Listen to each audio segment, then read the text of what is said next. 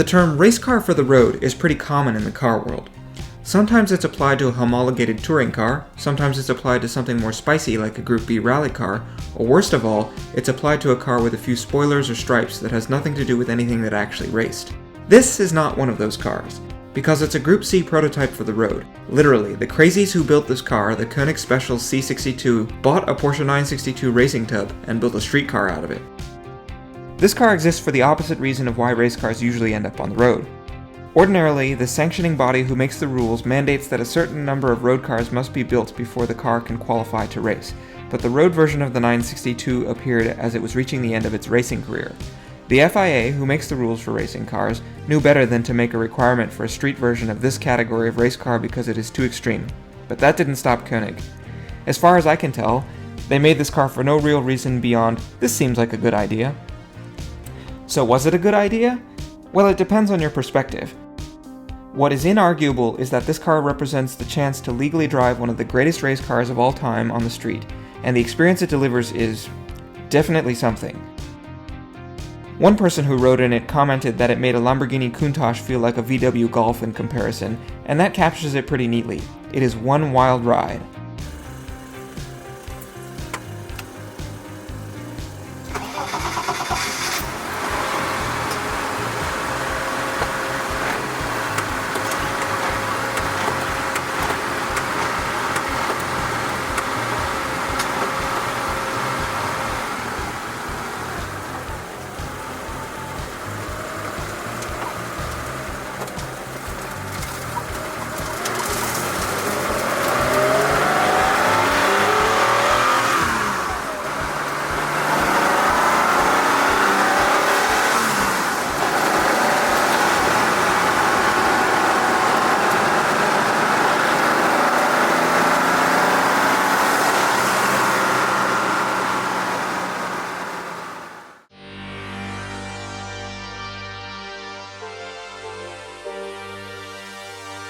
The road-going versions of this car exist because it was so successful as a race car. Ordinarily, a handful of racing prototypes are made, just enough for the manufacturer to race them with close factory support. Not Porsche. From the very outset, they sold these cars in relatively large numbers to private teams who raced, broke, and crashed their way to meaningful improvements over the course of nearly a decade. In all, about 175 examples of the 956-962 family were built before a rule change finally made them obsolete in the early 90s. This left a large number of basically useless cars, and so several insane tuners decided to convert them to road cars to sell them to equally insane customers to drive on the street. If the people driving these cars on the street had an experience similar to mine, then the most common question they received was, "What is that?" I'm glad you asked. To answer, we need to go back to the mid-1970s. Porsche had finally achieved the elusive goal of winning Le Mans outright with the all-new and very expensive 917 program in 1970 and 71. Only to have it outlawed thanks to a new 3-liter displacement limit on prototypes which made its 4.9-liter flat 12 illegal. The massive expense of developing a completely new world-class race car caused significant tension at Porsche with the 917, and so a new pure race car to replace it was out of the question, so they transitioned their focus to racing the 911. The new rules consisted of Group 4 for lightly modified road cars, Group 5 for heavily modified road cars, and Group 6 for prototypes. Porsche's small racing team already had their hands full with their Group 4 and 5 cars, the 934 and 935, both of which were derived from the Porsche 930 Turbo street car. They couldn't possibly field a prototype as well. Or could they? Enter the 936. While it looked new, it was actually the result of some very clever parts bin raiding. The tubular chassis came from the old 917 Can-Am car, as did the transaxle brakes, suspension, and wheels. The turbocharged 2.1-liter flat 6 engine came from the 1974 911 RSR. They slapped it all together in a few months and then won Le Mans twice, in 1976 and 77. In 77, the motor failed 45 minutes before the end of the race because the air-cooled cylinder heads got too hot, but Jürgen Barth limped the car to the end on 5 cylinders and still managed to win. 1981 was the last year before another big rule change, and Porsche dusted the 936 off, literally pulling it out of their museum fully 5 years after it first won Le Mans.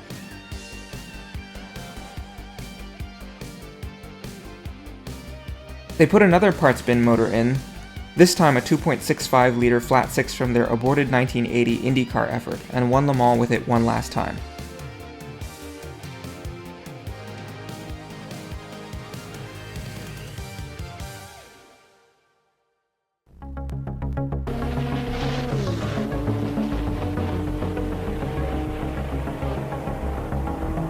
(1982) was a big year because of the introductions of Groups A, B, and C, which loosely corresponded to Groups 4, 5, and 6. Group C, then, was the prototype class and was defined by a fuel consumption limit. Rather than limiting displacement or power, the FIA limited the amount of fuel the car could use during a race, 2,600 liters in the case of Le Mans. Porsche responded by finally designing a new racing prototype, the 956. The car was a quantum leap forward. While the engine was carried over from the Le Mans winning 936 from the year before, the rest of the car was completely new. Rather than a tubular chassis, the car used an aluminum tub, and both the engine and transaxle were partially load-bearing. Bodywork was made of Kevlar-reinforced fiberglass, and particular attention was paid to aerodynamics in order to meet the efficiency requirements.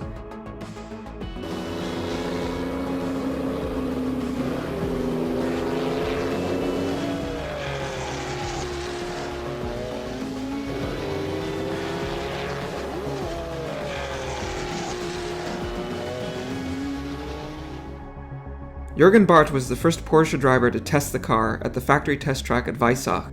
He came back in after 5 laps, and management asked if he'd spun the car off the track because the back was covered in dirt. It turns out that the ground effect tunnels enabled the car to vacuum the track. This surprised everyone, and it also shows how much the 956 was pushing the boundaries of technology and knowledge. The 956 made its competition debut a month before Le Mans at Silverstone and went on to win 1, 2, 3 at Le Mans. Not only that, as if to stress how under control Porsche had things, the cars finished in order of their racing numbers and their chassis numbers, both of which were 1, 2, 3, thus beginning one of motorsport's great dynasties. The very next year, the field at Le Mans consisted of 3 factory 956s and many more privately entered ones, and partly because of that, 956s finished 1st through 10th places, except for 9. While 9 out of the top 10 places was a bit unusual, 956s sweeping the top 4, 5, or 6 places was the rule rather than the exception for the next several years in the FIA World Endurance Championship, and the cars won every event they were entered in that year. At Le Mans in '84 they finished 1st through 7. Nothing else could come close. The 956 did not meet the safety standards to race in America's IMSA series because the driver's feet were ahead of the front axle line, so Porsche created a version of the car with a slightly lengthened wheelbase, the 962. Predictably, these cars dominated the IMSA series as well, winning 46 of 57 races held between the car's introduction in June of 1984 and the end of the 1987 season.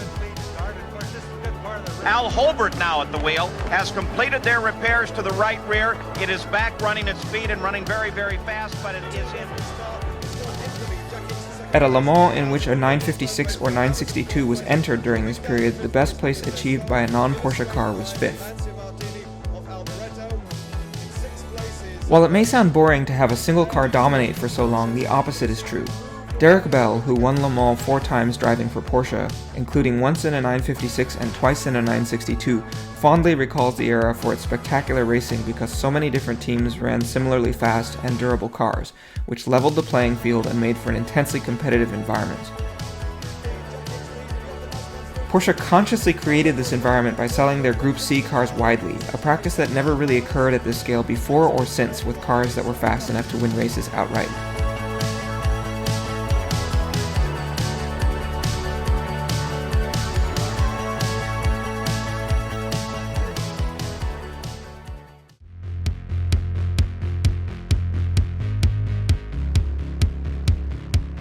This car, the Koenig-Specials C62, exists as a direct consequence of Porsche's decision to sell the 962 to customers.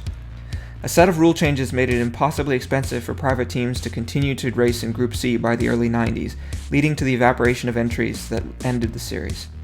This left more than 100 basically useless race cars, and so several tuners decided to convert the leftover cars to street use. Koenig was the first of these, and they were no stranger to extreme motoring. They had made a number of wild tuner cars based on Ferraris, Porsches, Mercedes, and other hot cars, but they had also raced the 962. To create the C62, they didn't just slap lights and license plates on the race car. Instead, they comprehensively re-engineered the 962's architecture to make it more suited, or perhaps less unsuited, to street use. The car looks like a 962, but in fact no body panels are shared or interchangeable. To meet German regulations, the headlights and fenders were raised and the underfloor redesigned to provide aerodynamic balance to offset the revised fenders. An opening front compartment and plexiglass rear engine lid were added for light maintenance, replacing the completely removable clamshells of the race cars, although the rear clamshell can still be removed on the C62 as well. Mechanically, the engine is a twin-turbocharged intercooled 911 engine displacing 3.4 liters and retaining 2-valve air-cooled heads. It has a full exhaust system including catalytic converters and is surprisingly quiet and sweet-tempered from the outside of the car.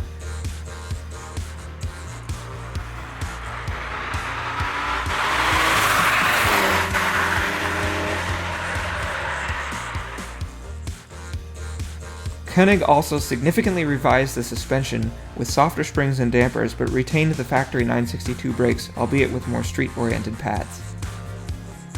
These changes make for a welcome improvement in the car's streetability, but to describe the C62 as streetable is a joke. The motor, brakes, and ride quality are impressively civil, but the rest of the car is pure race car.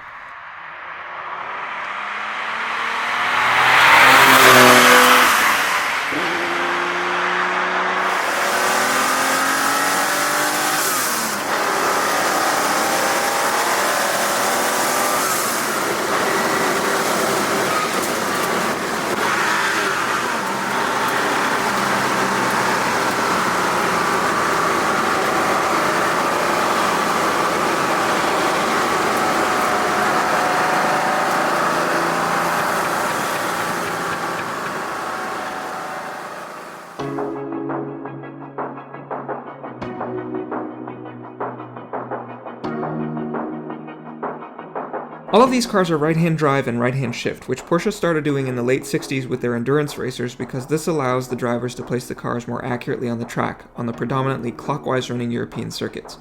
That said, the wide sills of the monocoque place the driver barely on the right side of the car's center line. This makes the interior incredibly intimate for two occupants. The driver sits reclined with feet at about the same level as hips, like a proper race car. Front visibility is excellent, but the blind spots span a full 180 degrees to the sides and rear. There is no rear window at all, and the driver is literally blind to anything that happens behind the car or in the rear quarters. Fortunately, a rear camera has been installed on this car, which is on at all times and acts as a rearview mirror. The engine is surprisingly tractable and happy to idle about despite producing about 650 horsepower. It's reasonably stout off boost, but once the boost hits, hang on to your underpants.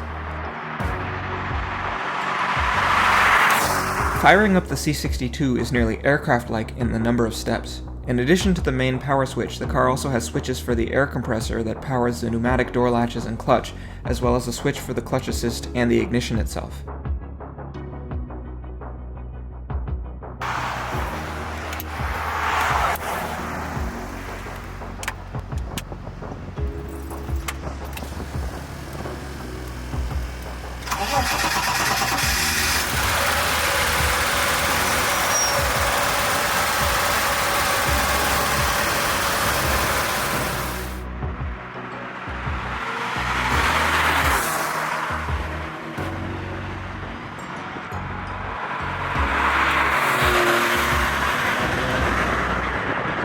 The engine runs easily and is quiet from the outside, but on the inside, a cacophony of mechanical noises is transmitted directly into the occupants. The carbon fiber chassis is exposed, there's no sound deadening or carpeting, and the car insistently reminds the people inside it that the engine and transaxle are stressed members, integral parts of the car's structure. The clutch is fairly racy, but not to the extent that the car is unusable on the street, while the gear change of the dogleg 5-speed is hefty and mechanical feeling with tightly spaced gates. If it feels like it could survive 24 hours of flat-out racing, it's because it could. Gearing is tall, but this car doesn't have Le Mans gearing. It's not a 250-mile-an-hour car in this configuration, which is a good thing.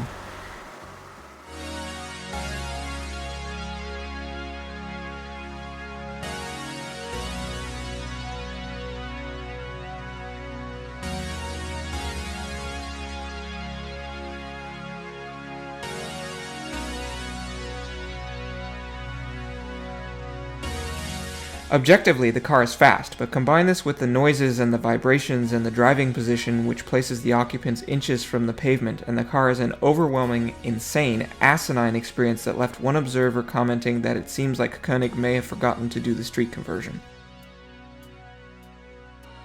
But Koenig did in fact do a street conversion, and the way the car rides is one of the clearest demonstrations of this. It rides no more firmly than a modern exotic, and the quick, unassisted steering rack is extremely communicative without being nervous. That wouldn't do for a car capable of 250 miles an hour. Once you get past the enormous width of the car, it's easy to place on the road, it handles well, and obviously has enormous grip. Eventually it becomes comfortable and rewarding to drive the C62 on a twisty back road, but this takes hours and hours of driving, which sums the car up pretty well. This is not a friendly, accessible car, and maybe that's why they only sold 3. Well, that and the fact that it cost more than $1 million when an F40 stickered for $400,000. Virtually every aspect of the car requires conscious attention to operate, and it takes a long time for all of the specific accommodations that this car asks of its driver to become second nature. But eventually these do become background processes for the driver, and the C62 reveals itself as a competent, untemperamental monument to completely unadulterated performance driving. Everything about this car is an experience. As a street car, it is intimidating, intense, and impractical. It's one of those cars where no matter how much time you spend in it, you periodically find yourself looking around and thinking, my god, what am I doing? Modern supercars have Bluetooth and front axle lift. This car has no rear window and obscene turbo noises. There's something really Wild West about this car. It's so focused and single-minded that it disregards basically every external conception about what a road car should be. And that's exactly what you'd expect, because this is a chance to legally drive around on the street in one of the most successful race cars from one of the greatest periods of endurance racing of all time.